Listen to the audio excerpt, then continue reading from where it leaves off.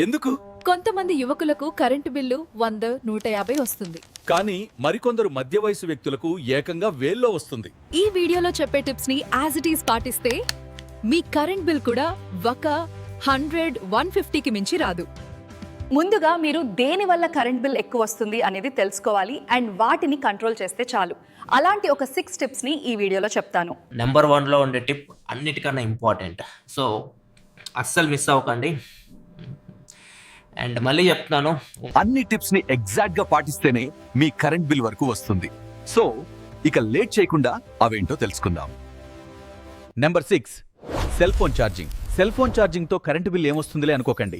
సర్వేల ప్రకారం సంవత్సరానికి 10% బిల్లు సెల్ ఫోన్ వల్లే వస్తుంది. శుభవార్త ఏమిటంటే దీన్ని నియంత్రించడం చాలా సులభం. ఇంట్లో ఎంతమంది వ్యక్తులున్నా ప్రతి ఒక్కరికి వారి స్వంత సెల్ ఫోన్ ఉంటుంది. సరి అయినదా? ప్రతి ఒక్కరు విడివిడిగా ఛార్జింగ్ పెట్టుకుంటారు. ఒకేసారి అందరినీ ఛార్జ్ చేయడం వల్ల కరెంట్ ఎక్కువ కాలుతుంది. ఒకరు అయిపోయాక ఇంకొకరు ఛార్జ్ చేసుకోవడం వల్ల బిల్ చాలా తగ్గుతుంది. దాంతోపాటు ఛార్జింగ్ అయిపోయాక స్విచ్ ఖచ్చితంగా ఆఫ్ చేయండి అండ్ ప్లగ్ తీసేయండి. నెంబర్ 5, ఇంట్లో ఉండే లైట్లు. మనం ఇంట్లో వాడే బార్ లైట్లు, నార్మల్ 60 క్యాండిల్ బల్బుల వల్ల చాలానే కరెంట్ బిల్ వస్తుంది. వీటి ప్లేస్ లో ఎల్ఈడి బల్బులు అమర్చండి. ఇలా చేయడం వల్ల 50% వీటి నుండి వచ్చే బిల్ తగ్గించవచ్చు.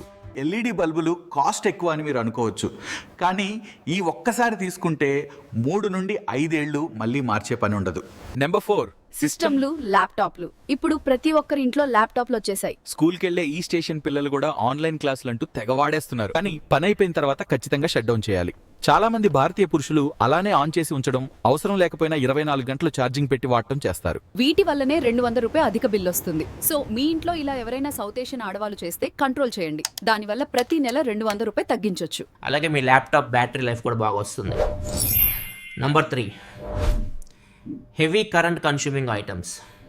హెవీ కరెంట్ కన్స్యూమింగ్ ఐటమ్స్ అంటే iron box, geyser, oven, washing machine, water motor లాంటివి. వీటిలో బిల్లు ఎలా తగ్గించుకోవచ్చు అనుకుంటున్నారా? దీంట్లో కూడా చేయొచ్చు. ఫర్ ఎగ్జాంపుల్, ఐరన్ బాక్స్ ని తీసుకోండి. ఆన్ చేసి హీట్ అవ్వడానికి ఒక 1 మినిట్ లేదా 2 మినిట్ పక్కనుంచుతాం. అలా రోజు ఒక 2 మినిట్స్ వేసుకున్నా చాలా కరెంట్ అనేది కాలుతుంది. అలా కాకుండా ఒకేసారి ఎక్కువ బట్టలు ఐరన్ చేసుకుంటే చాలా కరెంట్ సేవ్ అవుతుంది. ఇలా ప్రతి హెవీ కరెంట్ కన్స్యూమింగ్ ఐటమ్స్ ని అవసరానికి మాత్రమే వాడుకుంటే బెటర్. నెంబర్ 2, కొత్త ఎలక్ట్రానిక్ ఐటమ్స్ కొనేటప్పుడు స్టార్ రేటింగ్ ఖచ్చితంగా చూడండి. 1 to 5 స్టార్స్ లో ఎక్కువ స్టార్స్ ఉండే ఐటమ్ ని తీసుకోండి. సింపుల్ గా చెప్పాలంటే ఒక 5 స్టార్ ఉన్న ఏసీ 3 స్టార్ ఏసీ కన్నా ఫాస్ట్ గా రూమ్ కూల్ చేస్తుంది. అది కూడా తక్కువ కరెంటుతో. కొద్దిగా కొనేటప్పుడు ఎక్కువ ఖర్చు అవ్వచ్చు, కానీ లాంగ్ రన్ లో చాలా డబ్బులు సేవ్ చేస్తుంది. నంబర్ 1, ఇప్పుడు చెప్పిన అన్నిట్లో కరెంట్ బిల్ తగ్గించడానికి మీరు తెలుసుకోవాల్సిన ఇంపార్టెంట్ టార్గెట్, అందుకే ఫస్ట్ ప్లేస్ లో ఉంచాను. కేవలం 1 యూనిట్ కరెంట్ ఎక్కువ రావడం వల్ల ఎంత బిల్ పెరగచ్చు? 5 రూపీస్ లేదా 9 రూపీస్ అనుకుంటారు, కానీ కేవలం 1 యూనిట్ కరెంట్ ఎక్కువ కావడం వల్ల కొన్నిసార్లు 500, 600 రూపాయలు ఎక్కువ కరెంట్ బిల్ వచ్చే ఛాన్స్ ఉంది. ఇది జరగటం వల్లనే మనకు సడన్గా ఇంత బిల్ వచ్చింది ఏంటి అనుకుంటాం. ఒకసారి బిల్ వచ్చాక కట్టడం తప్ప చేసేది ఏమి ఉండదు. బట్ అది ఎలా వస్తుంది ఇప్పుడు చెప్తాను, జాగ్రత్తగానండి. ఈ రేట్స్ ని ప్రతి సంవత్సరం అప్డేట్ చేస్తారు.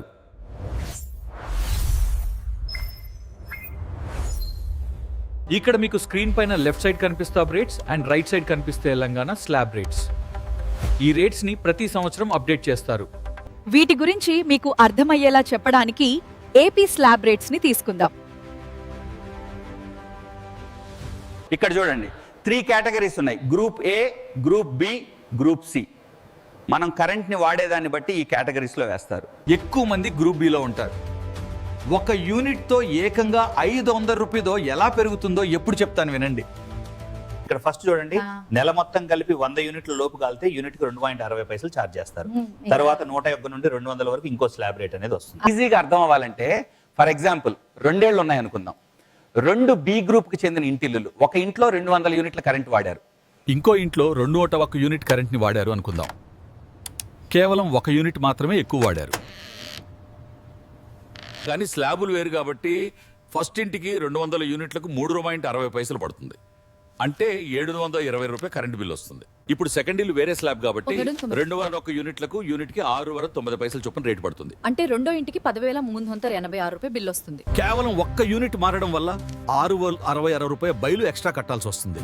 అందుకే కేవలం 1 యూనిట్ తో పోయేది ఏంటి అనుకుంటే తప్పే. ప్రతి యూనిట్ ఖచ్చితంగా సేవ్ చేసే ప్రయత్నం చేయండి. ఇదే కాకుండా కొన్నిసార్లు ఇంకో చిక్కు కూడా వస్తుంది. కరెంట్ ఎంత కాలింది అని ఇంటికి వచ్చి చెక్ చేసి రీడింగ్ని రికార్డ్ చేసి బిల్ని జనరేట్ చేస్తారు. కొన్నిసార్లు బిల్ వేసే అతను ఒకరోజు లేట్ వచ్చినా ఎక్కువ యూనిట్లు ఖాళీ స్లాబ్ మారే ఛాన్స్ ఉంటుంటుంది. అలా కూడా ఒక నెల ఎక్కువ బిల్ రావచ్చు. కానీ నెక్స్ట్ నెలలో ఒక రోజు తగ్గుతుంది కాబట్టి మరుసటి నెల తక్కువ రావచ్చు. ఈ విషయాలను అందరితో పంచుకొని అవగాహనను పెంచండి. మీ ఇంట్లో కరెంట్ బిల్ని తగ్గించండి. And don't forget to subscribe our channel. See you in the next video.